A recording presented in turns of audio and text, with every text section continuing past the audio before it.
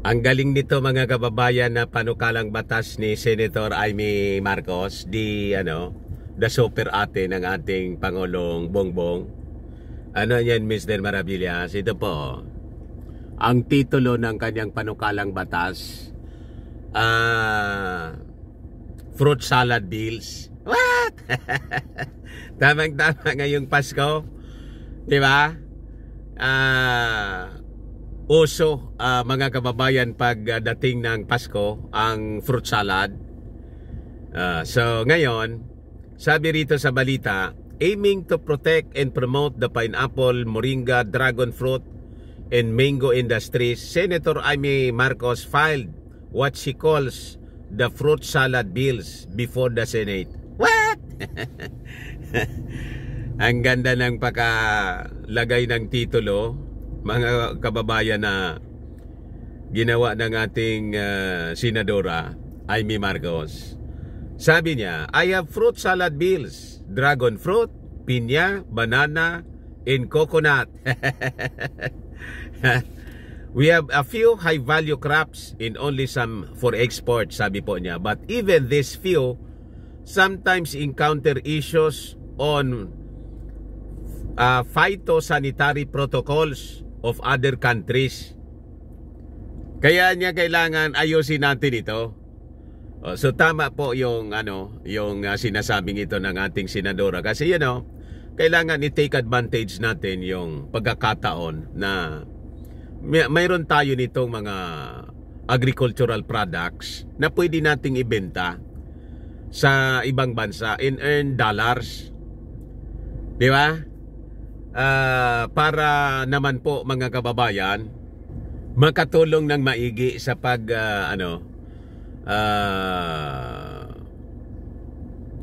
sa pag-unlad ng ating ekonomiya.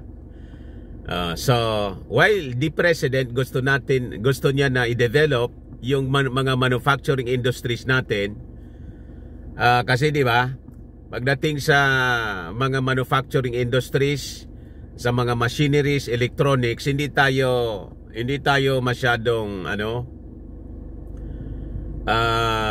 mahina yung Pilipinas sa ganon. Pagdating sa electronics, machineries, nandyan yung Taiwan,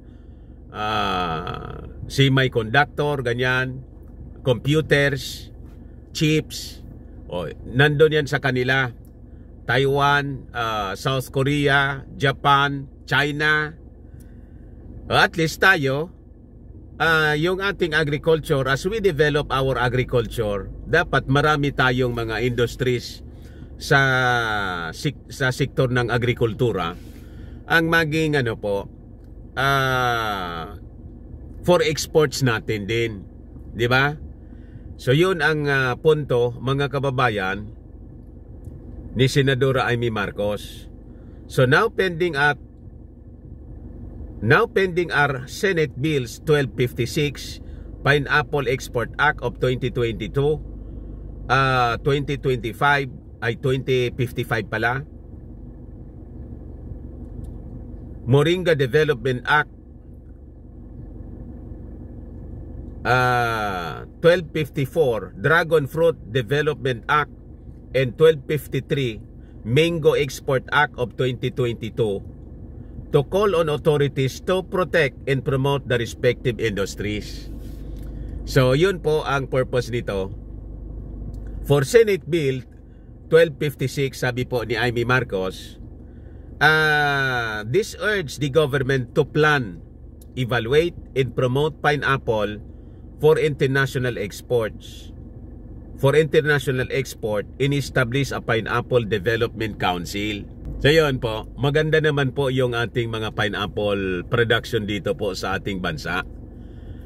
Diba? At all year round, pwede tayong magtanim ng pineapple.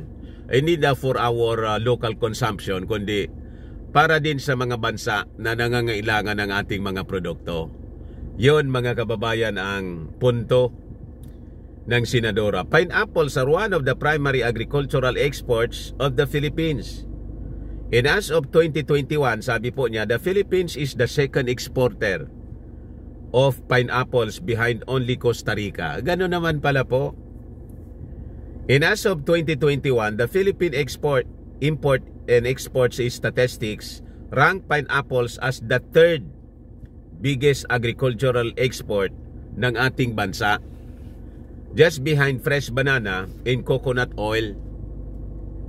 Sabi po ng senadora, mindful that pineapple farmers suffer losses due to infestation, she wanted the Department of Agriculture to provide the support they need in dealing with pests. Baka niya mawala pa sa atin itong yung pagiging exporter pag hindi natin ito na-address ng maigi.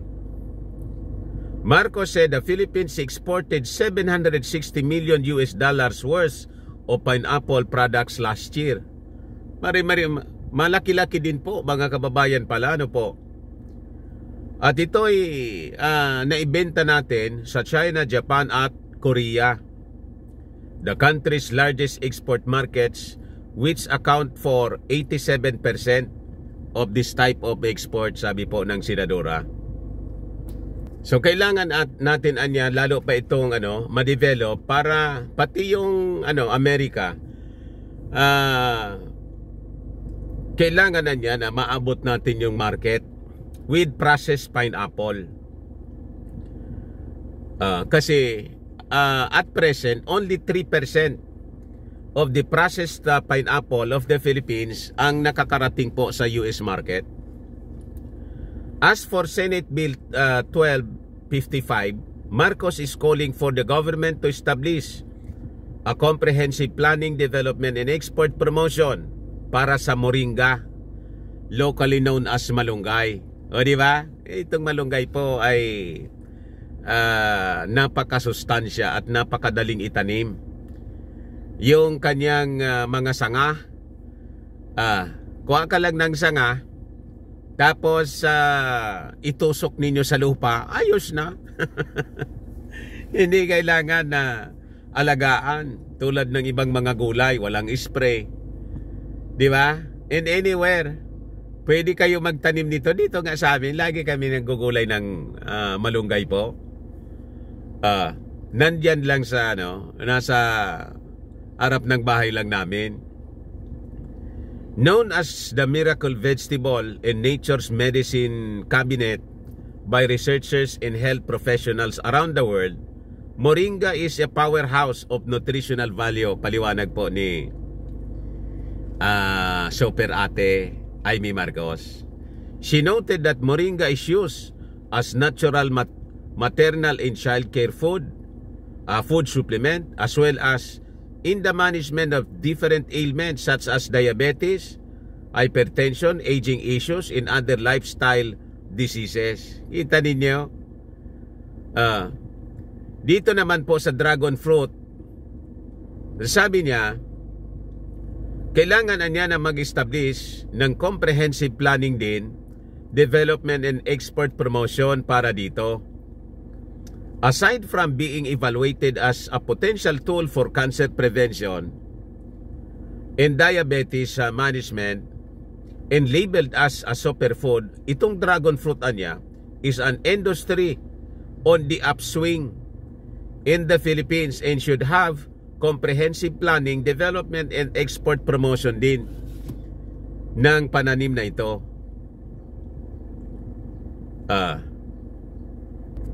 Sabi po ng senadora, despite the industry's potential, itong dragon fruit,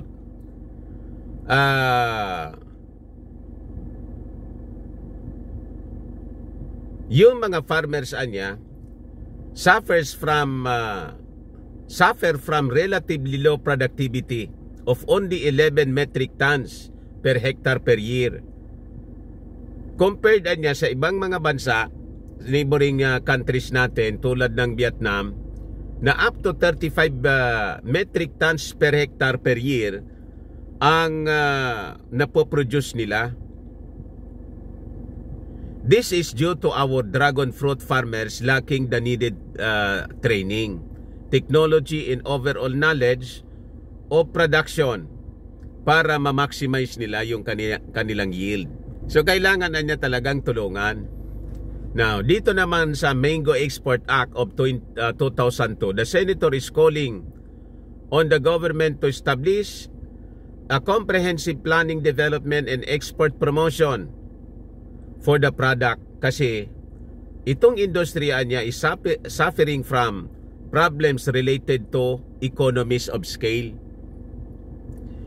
And as it is dominated by farmers with small land holdings, maliliit lang anya yung lupa ng mga nagtatanim nito. Aggregation problems in meeting the output demand of exporters are hence predictable. Further, the lack of processing equipment, incapacity for production of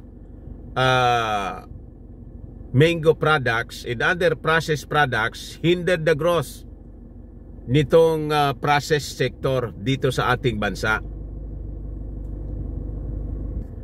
Marcos noted that the Carabao mango, internationally known as Manila Super Mango, is widely known as one of the best varieties of mango due to its superior quality and taste. Napakatamis niya at maganda yung napakaganda, superior nga yung quality ng ating variety ng mangga. And in fact, it is listed as the sweetest in the world by the 1995 Guinness Book of World Records. Sayang pamoso na, kilalang kilala na sa buong mundo, hindi natin mabigyan ng tamang support. And as of 2019, global trade in fresh and dried mango total $2 billion. Mexico is the world's biggest mango exporter, followed by Peru, Brazil, India, and Thailand. So, kayang-kaya natin na humabol po, maging top nito kasi napaka-fertile yung ating kalupaan po dito sa ating bansa. Akmang-akma sa pagtatanim ng mangga, kaya hindi lang nabigyan ng tamang support. So sabi niya, sadly, despite its fame and quality, the Philippine mango has failed to date to break into this huge international market. While mangoes can be produced in most parts of the country, tama, less than 3% of the present domestic produce is exported. Yun ang nakakalungkot. So comes now, mga kababayan, itong kanyang proposal, panukala in the Senate, fruit salad. Di ba? Suportahan natin yung panukala, mga senador na kasama ng super ate ni President Bongbong Marcos. Suportahan po ninyo na maipasa agad-agad para maging masigla yung industriya, mga kababayan, ng mga pagkain, mga prutas dito sa ating bansa, at maging export natin sila, source of dollars, di ba? Hindi lang yung source natin yung ng dollars po, yung sweldo lang ng mga OFWs, kundi mas maganda yung galing sa mga industries tulad nitong sa sektor ng agrikultura. Di ba, nakaka-proud ang ganon. Yun man lang po, mga kababayan, ang mga kwento natin ngayong Pasko. Paki-like and share lang po ninyo palagi ng aming mga channels. Ako po si Dante Maravillas. Bye-bye po. Merry Christmas.